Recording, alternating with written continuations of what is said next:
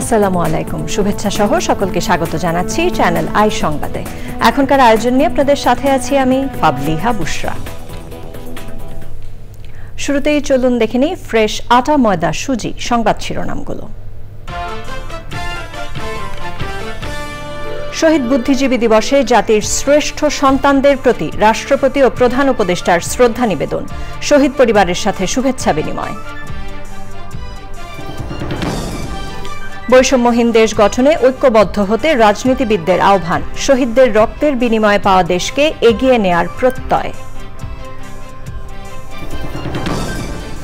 ক্ষমতায় গেলে প্রতিবন্ধীদের জন্য অধিদপ্তর প্রতিষ্ঠায় তারেক রহমানের প্রতিশ্রুতি, শিক্ষা, স্বাস্থ্য, ঋণ ও পরিবহন সুবিধা বাড়ানোর অঙ্গীকার। শোক, শ্রদ্ধা, ভালোবাসায় প্রেম ও দ্রোহের কবি হেলাল হাফিজকে শেষ বিদায়, কবির স্মৃতি সংরক্ষণ ও সম্মাননা জানানোর উদ্যোগ। এবং রংপুরের মিঠাপুকুরে বেড়েছে শিক্ষিত তরুণদের করা নার্সারির চারার চাহিদা, সরকারের পৃষ্ঠপোষকতা চান উদ্যোক্তারা।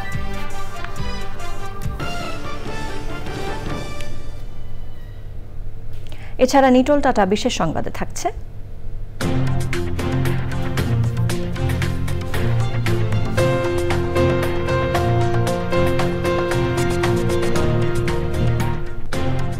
বড়দিন সামনে রেখে লন্ডনে বর্ণিল আলোকসজ্জার খবর।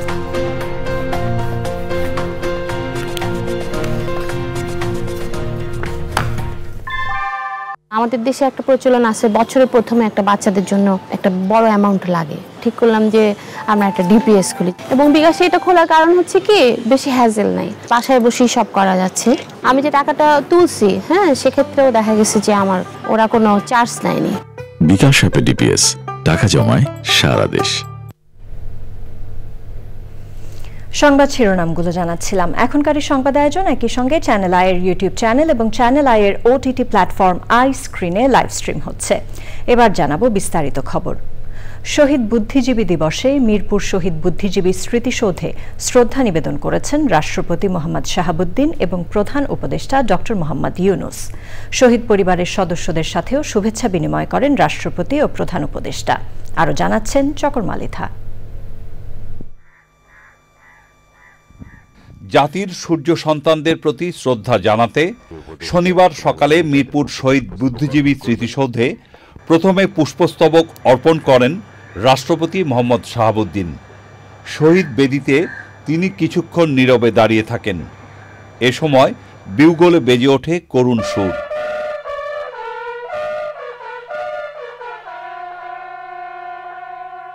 পরে রাষ্ট্রপতি, উপদেষ্টা পরিষদ এবং শহীদ বুদ্ধিজীবী পরিবারের সদস্যদের সাথে শুভেচ্ছা বিনিময় করেন। শহীদ বুদ্ধিজীবী পরিবারের সদস্যবৃন্দ এবং অতিথিদের সঙ্গে এর পরপরই শহীদ বুদ্ধিজীবী স্মৃতিসৌধে আসেন অন্তর্বর্তী সরকারের প্রধান উপদেষ্টা অধ্যাপক মোহাম্মদ ইউনুস।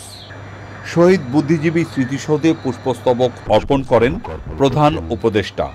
শ্রদ্ধা নিবেদনের পর প্রধান উপদেষ্টা শহীদ বেদিতে নীরবে দাঁড়িয়ে থাকেন কিছুক্ষণ। বিউগলে তখন বেজে ওঠে করুণ সুর।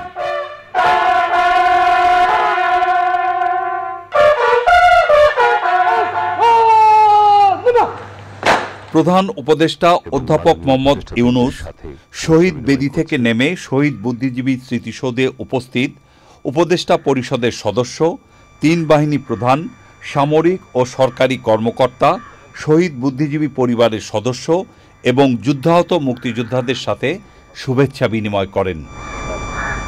চকর মালিথা, চ্যানেল আই, ঢাকা। শহীদ বুদ্ধিজীবীদের প্রতি শ্রদ্ধা জানিয়েছে বিএনপি। মিরপুরে শহীদ বুদ্ধিজীবী স্মৃতিসৌধে দলের সিনিয়র নেতারা নিয়ে শ্রদ্ধা জানিয়ে বিএনপি মহাসচিব মির্জা ফখরুল ইসলাম আলমগীর বলেছেন, শহীদদের আত্মত্যাগে বলিয়ান হয়ে তাদের স্বপ্নের গণতান্ত্রিক রাষ্ট্র গড়ে তুলতে হবে।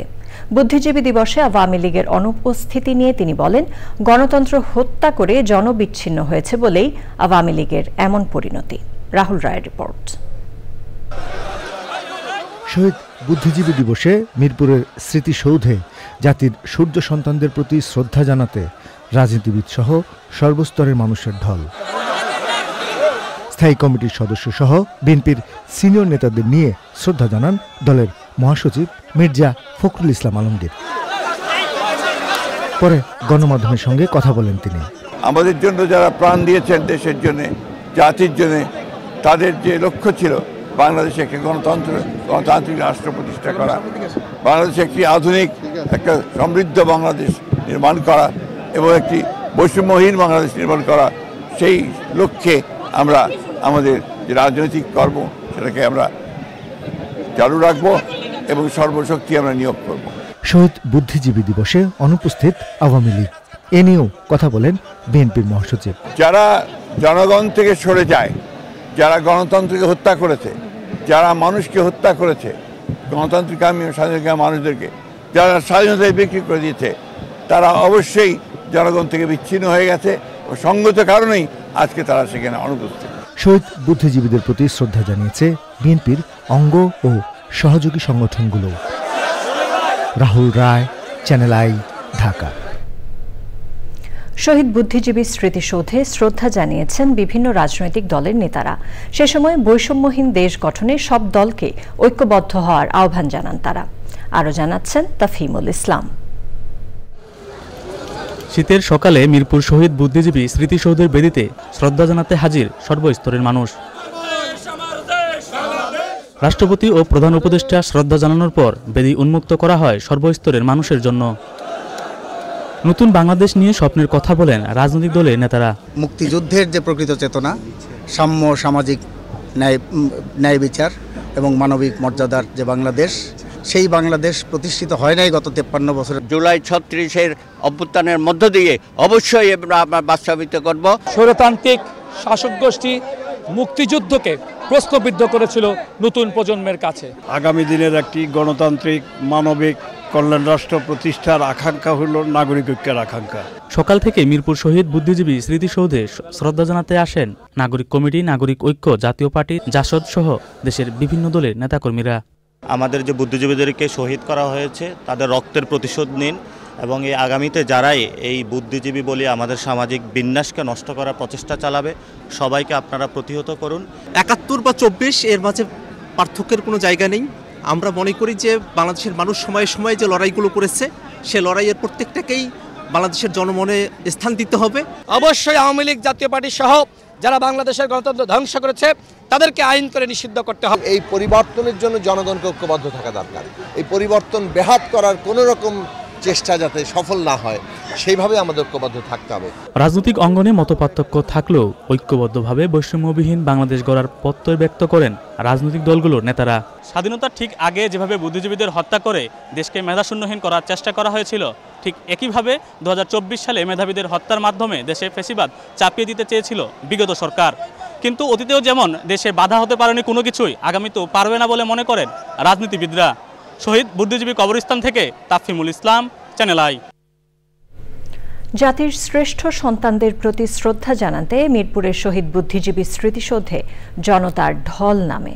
তারা বলেছেন, শহীদদের ত্যাগের বিনিময়ে পাওয়া এই দেশ হবে অসাম্প্রদায়িক ও বৈষম্যহীন। রিয়াজ ইসলামের রিপোর্ট।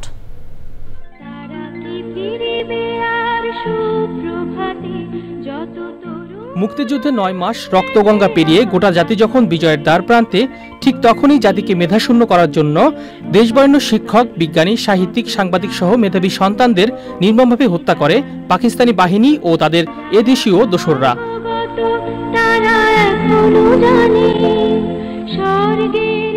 জাতির সেই মেধাবী সন্তানদের শ্রদ্ধা জানাতে ভোরের আলো ফোটার সাথে সাথে মিরপুর শহীদ বুদ্ধিজীবী কবরস্থানের নামে বিভিন্ন শ্রেণী পেশার মানুষের ঢল। মুক্তিযুদ্ধের চেতনা ও ইতিহাসের সাথে পরিচয় করাতে সন্তানদের নিয়ে আসেন অনেক বাবা মা। নাতির আনা উদ্দেশ্য হলো যে আজকে বুদ্ধিজীবী হত্যা দিবস, যে বুঝতে পারে যে এই দিনটায় আজকে বুদ্ধিজীবী হত্যা করা হয়েছে। আমরা শহীদদের শ্রদ্ধাঞ্জলি জানাতে আসছি। আমি বাংলাদেশ সম্পর্ক জানতে আসছি। আমরা নতুন প্রজন্ম নিয়ে আসছি ইতিহাস জানার জন্য। বাংলাদেশ আরো উন্নত হোক এবং পৃথিবীর বিভিন্ন যে প্রযুক্তি আছে, উন্নত প্রযুক্তি, সেগুলোর সাথে তাল মিলিয়ে চলুক। উদার, গণতান্ত্রিক ও মানবিক চিন্তার হৃদয় ধারণ করে মুক্তিযুদ্ধের সঠিক ইতিহাস নতুন প্রজন্মের কাছে তুলে ধরার তাগিদ বিভিন্ন শ্রেণী পেশার মানুষের। একটি অসাম্প্রদায়িক বাংলাদেশ প্রতিষ্ঠা করা, সেই যে আকাঙ্ক্ষা আমরা সেই আকাঙ্ক্ষা প্রতিষ্ঠার যে লড়াই, সে লড়াই অব্যাহত রেখেছি। ধর্মীয় সম্প্রীতি যুক্ত একটা বাংলাদেশ, সবাই একসাথে থাকবো।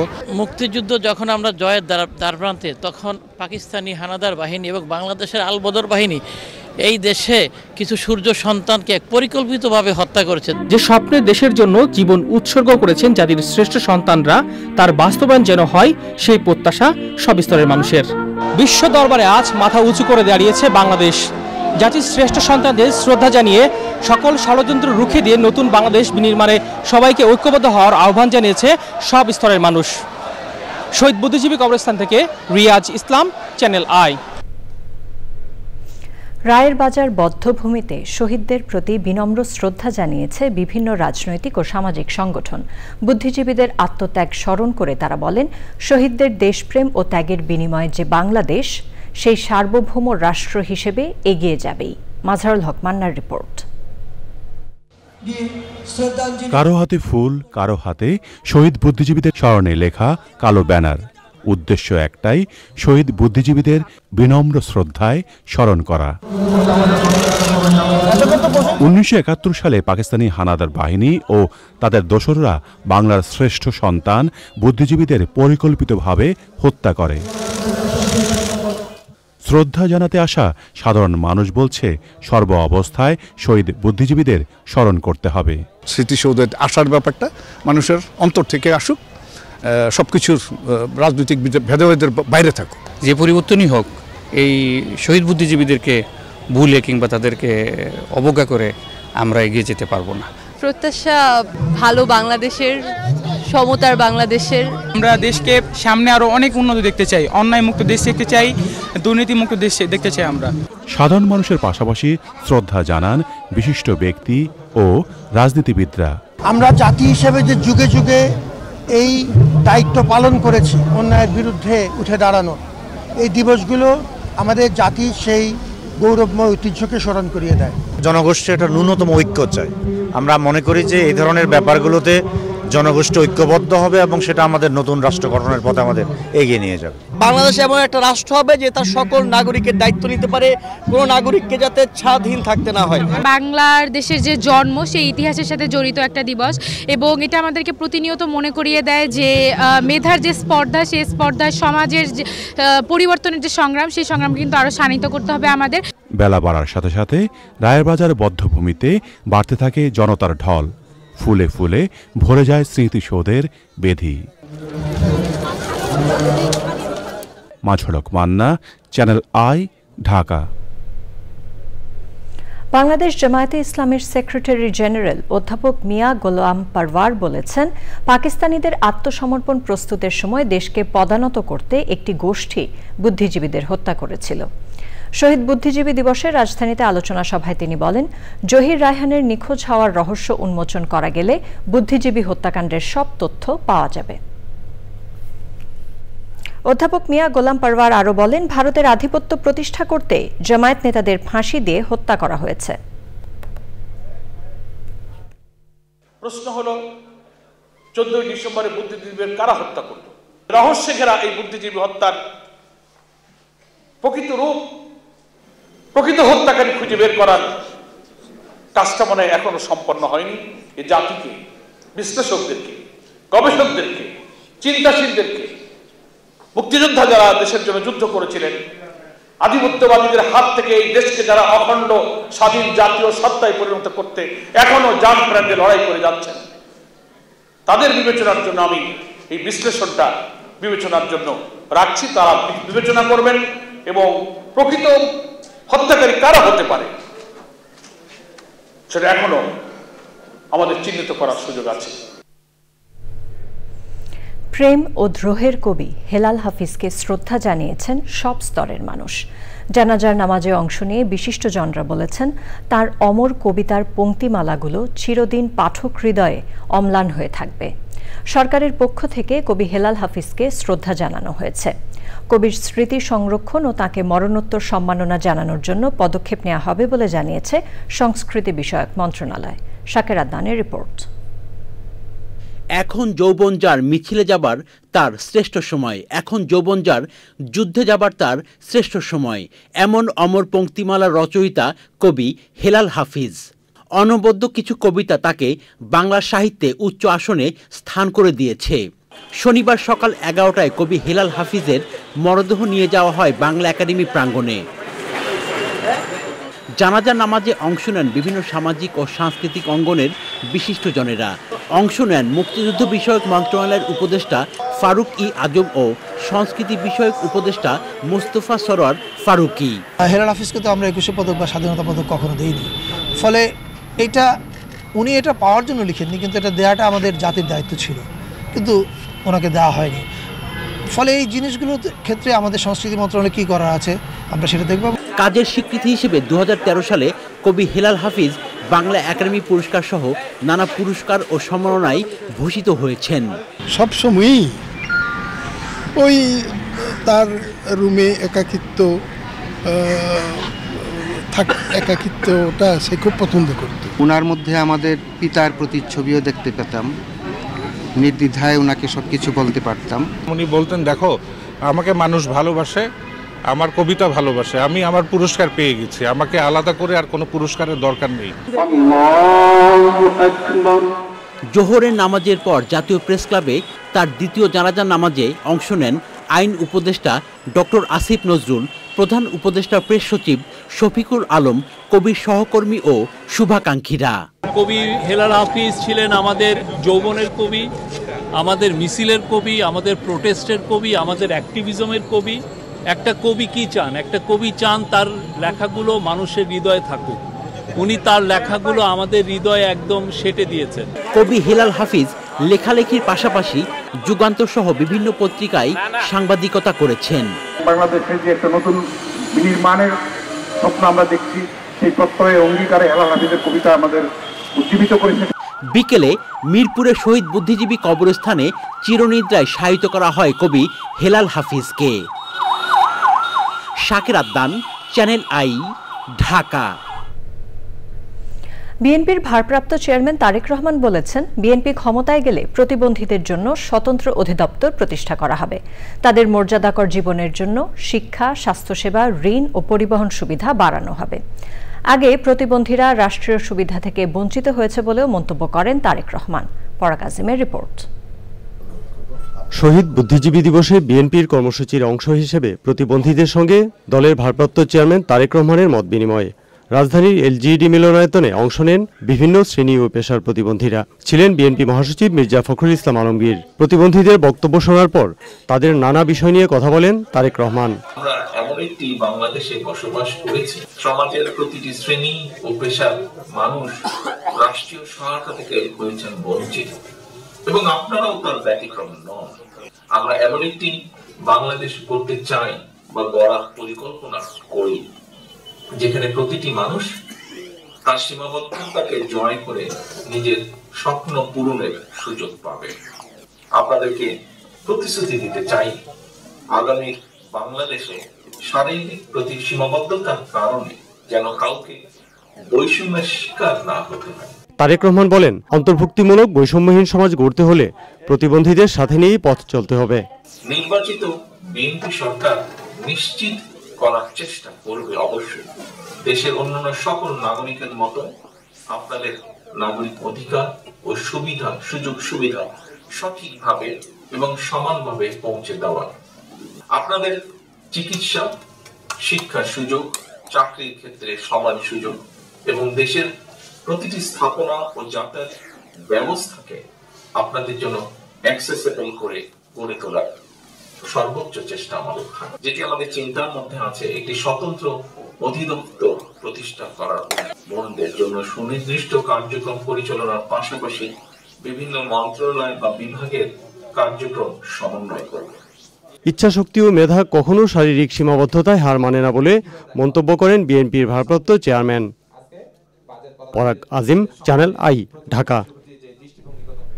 পররাষ্ট্র উপদেষ্টা মোহাম্মদ তৌহিদ হোসেন বলেছেন, বাংলাদেশ সব দেশের সাথে সুসম্পর্ক চায়, সম্মানের ভিত্তিতে, সমতার ভিত্তিতে। সেই লক্ষ্যে এই সরকার কাজ করে যাচ্ছে। দুপুরে নরসিংদীর বেলাবোতে উপজেলা পর্যায়ের কর্মকর্তা ও সুধীজনদের সঙ্গে মতবিনিময়ে তিনি বলেন, ভারতকে স্পষ্ট বার্তা দেয়া হয়েছে, বাংলাদেশ ভালো সম্পর্ক চায়, তবে সেটা দুপক্ষেরই সমান ও স্বার্থের ভিত্তিতে। ছাত্র জনতার আন্দোলনে একটি বিশেষ পরিস্থিতিতে এই সরকারকে দায়িত্ব দেওয়া হয়েছে উল্লেখ করে পররাষ্ট্র উপদেষ্টা বলেন, বিশেষ কিছু সংস্কার শেষে সুষ্ঠু নিরপেক্ষ নির্বাচনের মাধ্যমে রাজনীতিবিদদের কাছে ক্ষমতা হস্তান্তর করবেন তারা। অনেকে ভারতের সাথে সম্পর্ক নিয়ে প্রশ্ন তোলেন, যেহেতু এক ধরনের একটা অস্বস্তি এই সরকার পরিবর্তনের পরে ছিল। আমি আপনাদেরকে এটুকু বলতে চাই, আমাদের পক্ষ থেকে আমরা খুব স্পষ্ট বার্তা দিয়েছি যে আমরা ভালো সম্পর্ক চাই দুই পক্ষের স্বার্থের ভিত্তিতে। দুই পক্ষের স্বার্থের ভিত্তিতে, দুই পক্ষের স্বার্থই আছে দুই পক্ষের সাথে। সেই স্বার্থ সংশ্লিষ্ট বিষয়াদি নিয়ে আমরা কথাবার্তা বলবো এবং সমতার ভিত্তিতে আমরা সম্পর্ক চাই। আমি আশা করি যে এই অস্বস্তি কেটে যাবে, আমরা সবার সাথেই ভালো সম্পর্ক প্রতিষ্ঠা করতে পারবো।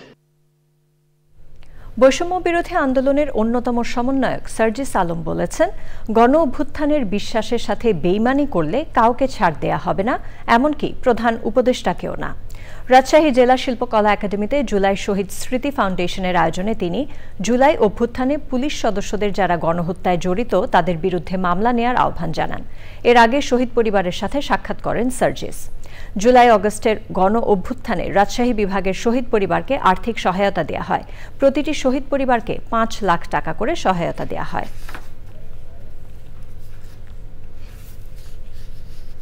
শুধু বাংলাদেশ পুলিশ নয়, বাংলাদেশ সেনাবাহিনী, বাংলাদেশের অন্তর্বর্তীকালীন সরকার, সবাইকে একটি জিনিস আমাদের জায়গা থেকে অনুরোধ করতে চাই, আমরা কারো অন্ধ দালাল নয়, আমরা কোনো ক্ষমতা পিপাসু নয়। বিবেকবোধের জায়গায় যদি আমাদের মনে হয় যে কেউ আপনারা এই অভ্যুত্থানের স্পিরিটের সাথে বিশ্বাসঘাতকতা করছেন, ইভেন প্রফেসর ডক্টর মোহাম্মদ ইউনূসও যদি হয়, আমরা তাকেও ছেড়ে কথা বলবো না। আমরা বিবেকবোধ বেঁচে দেওয়া ওই প্রজন্ম নয়। 9 বছর আগে রংপুরের মিঠাপুকুরে একদল শিক্ষিত তরুণ কৃষকের ফসল ফলানোর সময় বাঁচাতে এবং ভালো ফলনের নিশ্চয়তা দিতে প্রতিষ্ঠা করেছিলেন আধুনিক নার্সারি। গুণগত মান বজায় রাখায় দেশের সর্ব অঞ্চলের কৃষকের কাছে নার্সারিতে উৎপাদিত চারার চাহিদা বেড়েছে। তারই ধারাবাহিকতায় সেই নার্সারি সম্প্রসারিত হয়েছে বহু গুণে। উদ্যোক্তারা বলছেন, সবজির ফসলের আধুনিক নার্সারির জন্য প্রয়োজন সরকারের পৃষ্ঠপোষকতা। বিস্তারিত জানাচ্ছেন শাইখ সিরাজ। গুণগত মানসম্পন্ন চারা পেলে কৃষকের যেমন চারা উৎপাদনের জন্য অতিরিক্ত সময় নষ্ট হবে না, চারার মান নিয়েও থাকবে না কোনো সংশয়। এই চিন্তা থেকে 2015 সালে রংপুরের মিঠাপুকুর উপজেলার মলংহাট গ্রামে গড়ে তোলা হয় সবজি ফসলের এক আধুনিক নার্সারি। আমাদের এখন শুধু পলিশেড আছে 5 একরে। আগে আমরা 278 একর জমিতে চারা সরবরাহ করতাম ম্যানুয়ালি, এখন সেটা প্রায় 8000 হেক্টর জমিতে। তখন আমাদের চারার প্রোডাকশন ক্যাপাসিটি ছিল হলো 8 লাখ, বাট এখন প্রায় 68 লাখ পার মান্থ। জলবায়ু পরিবর্তনের এই সময়ের চ্যালেঞ্জ মোকাবেলা করতে গিয়ে বাণিজ্যিক উদ্যোক্তা থেকে সাধারণ কৃষক সবার কাছেই সুস্থ চারার চাহিদা বাড়ছে। তবে উদ্যোক্তারা বলছেন, এক্ষেত্রে প্রয়োজন সরকারের নীতি সহায়তার। Shade net, insect net, polyfilm বা মালসিং ফিল্ম, তো এই জিনিসগুলো সবে কিন্তু ইম্পোর্ট হয়ে আসে। ভেরি ইন্টারেস্টিংলি এটা কিন্তু এগ্রিকালচার প্রোডাক্ট হিসেবে ইম্পোর্ট হয় না, যাতে আমাদের এখানে প্রায় ডিউটি দিতে হয় হলো 89.32%। আমরা বলি এটাকে এগ্রিকালচার পণ্য হিসেবে দেওয়া হোক, যে ডিউটি ফ্রি করে দেওয়া হয়ে যাক for the betterment of the agriculture. কৃষিতে প্রযুক্তির বিকাশ ঘটলেও এখনো পর্যন্ত দেশে সুস্থ বীজ এবং চারার সংকট রয়ে গেছে। জলবায়ুর অভিঘাত এই সংকটকে আরও প্রকট করে তুলছে। এরকম প্রতিষ্ঠানগুলো এই জাতীয় সুস্থ সবল চারা উৎপাদন করে কৃষক পর্যায়ে সরবরাহের যে উদ্যোগটি নিয়েছে, তা ইতিমধ্যে দেশব্যাপী সাড়া ফেলেছে, যা আগামীর কৃষির জন্য অনেকটাই কার্যকর ভূমিকা রাখবে। রংপুরের রানীপুকুর থেকে শাইখ সিরাজ, চ্যানেল আই। বেসরকারি শিক্ষা প্রতিষ্ঠান ব্র্যাক বিশ্ববিদ্যালয়ের দুর্যোগ ব্যবস্থাপনায় ৩ মাস মেয়াদী স্নাতকোত্তর প্রোগ্রাম PPDM সার্টিফিকেট পেলেন ৪০ জন কর্মজীবী। বৈশ্বিকভাবে মানবিক ও প্রাকৃতিক সংকট এবং মানবসৃষ্ট দুর্যোগ মোকাবেলায় কাজের পাশাপাশি একাডেমিক জ্ঞান অর্জনের স্বীকৃতিতে তারা এই সার্টিফিকেট পেলেন। ব্র্যাক বিশ্ববিদ্যালয়ের school of architecture and design আয়োজিত PPDM এর 2 দশক পূর্তি উদযাপন ও সার্টিফিকেট প্রদান উপলক্ষে অনুষ্ঠানে সরকারি বেসরকারি চাকরিজীবী, INGO ও NGO প্রতিনিধিদের সার্টিফিকেট তুলে দেন শরণার্থী ত্রাণ ও প্রত্যাবাসন কমিশনার ও অতিরিক্ত সচিব মোহাম্মদ মিজানুর রহমান। অনুষ্ঠানে ছিলেন ব্র্যাক এর নির্বাহী পরিচালক আসিফ সালেহ, ড্যানিশ রেফিউজি কাউন্সিলের কান্ট্রি ডিরেক্টর সুমিত্রা মুখার্জি ও অন্যরা। পরে বিশ্ববিদ্যালয়ের রুফটপে PPDM কোর্সের 20 বছর পূর্তি উদযাপন করা হয়।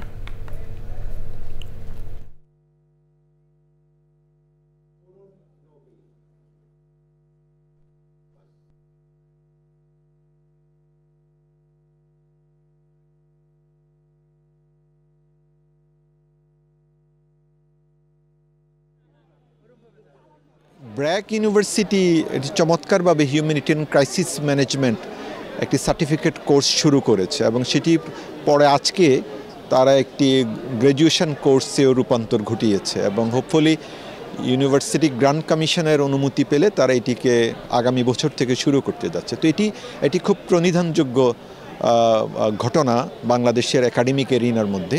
ক্রাইসিস রেসপন্সের যে একাডেমিক দক্ষতা এবং নলেজ যেটি তারা গ্যাদার করবে, এটি শুধুমাত্র রোহিঙ্গা ক্রাইসিস রেসপন্সেই নয়, গ্লোবালিও তারা কাজ করার দক্ষতা অর্জন করবেন এবং হিউম্যান রিসোর্স ডেভেলপমেন্টের ক্ষেত্রে এটি একটি গুরুত্বপূর্ণ ভূমিকা রাখবে। সাউথ কোরিয়ায় আকস্মিক সামরিক আইন জারি করাকে কেন্দ্র করে অভিশংসিত হলেন দেশটির প্রেসিডেন্ট ইয়ন সুক ইয়োল। শনিবার ইয়নের বিরুদ্ধে অভিশংসন প্রস্তাবের ভোটে ৩০০ জনের মধ্যে ২০৪ জন আইন প্রণেতা পক্ষে ভোট দেন। এর ফলে ইয়ন প্রেসিডেন্ট পদ থেকে অপসারণ ও প্রধানমন্ত্রী হান ডাক-সু ভারপ্রাপ্ত প্রেসিডেন্ট হিসেবে দায়িত্ব পালন করার কথা। এ বিষয়ে সাউথ কোরিয়ার সাংবিধানিক আদালত পার্লামেন্টের ভোটের বিষয়ে সিদ্ধান্ত জানাবেন। ইয়নের ভাগ্য নির্ধারণের জন্য আদালতের হাতে ১৮০ দিন সময় আছে। দেশে সামরিক আইন জারির কারণে দ্বিতীয়বারের মতো অভিশংসন ভোটের মুখোমুখি হন সাউথ কোরিয়ার এই প্রেসিডেন্ট। ইয়নের রক্ষণশীল দল পিপলস পাওয়ার পার্টি প্রথম অভিশংসন ভোট বয়কট করে। ৩রা ডিসেম্বর সামরিক শাসন জারির সিদ্ধান্ত নেয়ার ৬ ঘণ্টার মধ্যেই প্রবল বিরোধিতার মুখে প্রেসিডেন্ট ইয়ন সেটি প্রত্যাহারে বাধ্য হন। এবার আই স্ক্রিন সাংস্কৃতিক সংবাদ।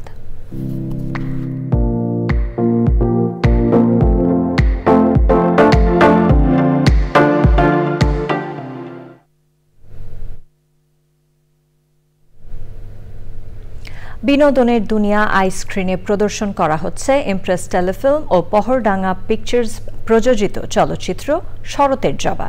১২ ডিসেম্বর বিকেল ৩টা থেকে আই স্ক্রিনে দর্শক উপভোগ করছেন কুসুম শিকদারের প্রথম পরিচালিত এই চলচ্চিত্র।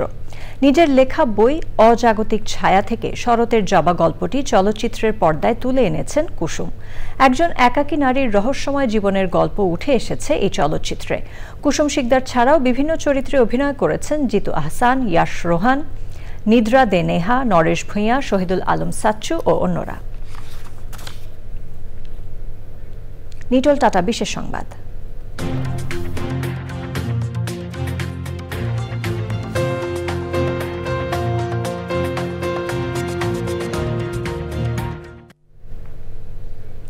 ক্রিসমাস ডে বা বড়দিন উপলক্ষে আগাম সাজসজ্জায় ব্যস্ত বিভিন্ন দেশ।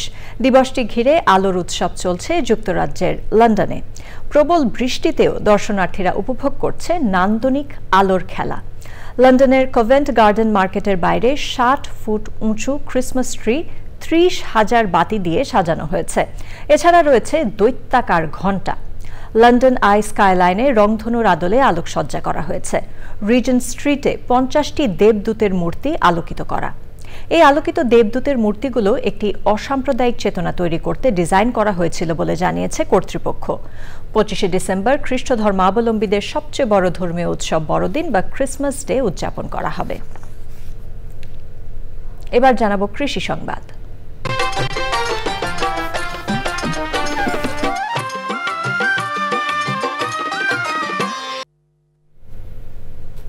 রাজধানীর মানিক মিয়া অ্যাভিনিউয়ের রাজধানী উচ্চ বিদ্যালয় মাঠে শুরু হয়েছে ব্র্যাক নার্সারি নগর কৃষি মেলা। 19 ডিসেম্বর পর্যন্ত চলবে মেলা। ছাদ কৃষির প্রয়োজনীয় সব উপকরণ রয়েছে মেলায়। উদ্বোধন করেন শেরে বাংলা কৃষি বিশ্ববিদ্যালয়ের উপাচার্য অধ্যাপক ডক্টর আব্দুল লতিফ। তিনি বলেন, রাজধানীতে এই আয়োজন মানুষকে ভবনের ছাদে কৃষি কাজ করতে উৎসাহিত করবে এবং নিরাপদ খাদ্য নিশ্চিত করতে অবদান রাখবে। নিরাপদ খাদ্য ও পরিবেশের টেকসই উন্নয়ন প্রয়োজন নগর কৃষির সুরক্ষিত সম্প্রসারণ প্রতিপাদ্যে শুরু হওয়া মেলায় রয়েছে 80টি স্টল। এবার জানাবো প্রকৃতি সংবাদ।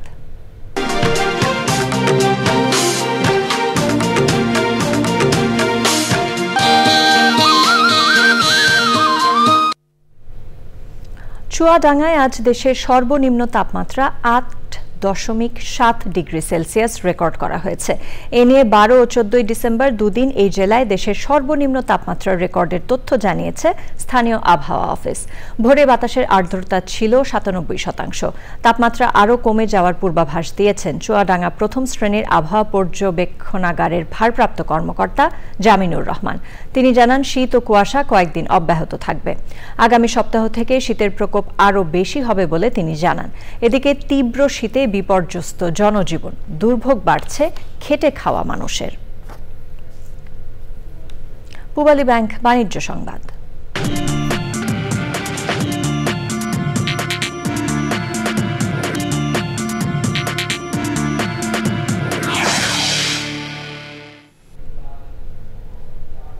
ওয়ালটন ফ্রিজ কিনে 20 লাখ টাকা পেয়েছেন ফেনীর ধলিয়া এলাকার বাসিন্দা তারেক হোসেন। তিনি পেশায় একজন সিএনজি অটোরিকশা চালক।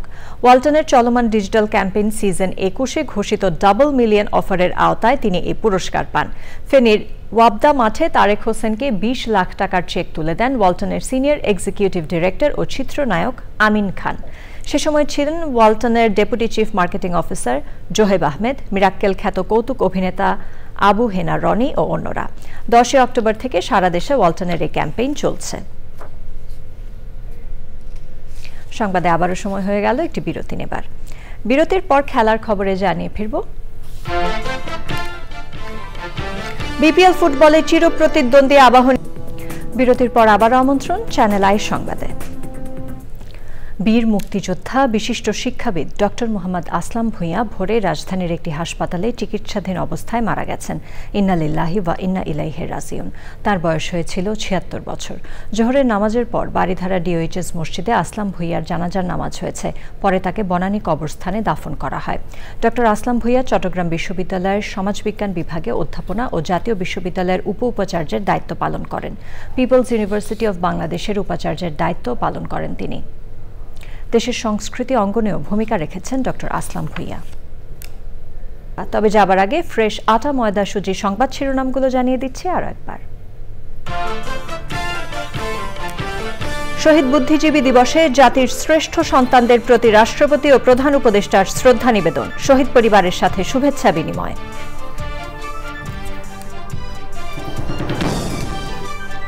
বৈষম্যহীন দেশ গঠনে ঐক্যবদ্ধ হতে রাজনীতিবিদদের আহ্বান। শহীদদের রক্তের বিনিময়ে পাওয়া দেশকে এগিয়ে নেয়ার প্রত্যয়। ক্ষমতায় গেলে প্রতিবন্ধীদের জন্য অধিদপ্তর প্রতিষ্ঠায় তারেক রহমানের প্রতিশ্রুতি। শিক্ষা, স্বাস্থ্য, ঋণ ও পরিবহন সুবিধা বাড়ানোর অঙ্গীকার। শোক, শ্রদ্ধা, ভালোবাসায় প্রেম ও দ্রোহের কবি হেলাল হাফিজকে শেষ বিদায়। কবির স্মৃতি সংরক্ষণ ও সম্মাননা জানানোর উদ্যোগ। এবং রংপুরের মিঠাপুকুরে বেড়েছে শিক্ষিত তরুণদের করা নার্সারির চারার চাহিদা। সরকারের পৃষ্ঠপোষকতা চান উদ্যোক্তারা।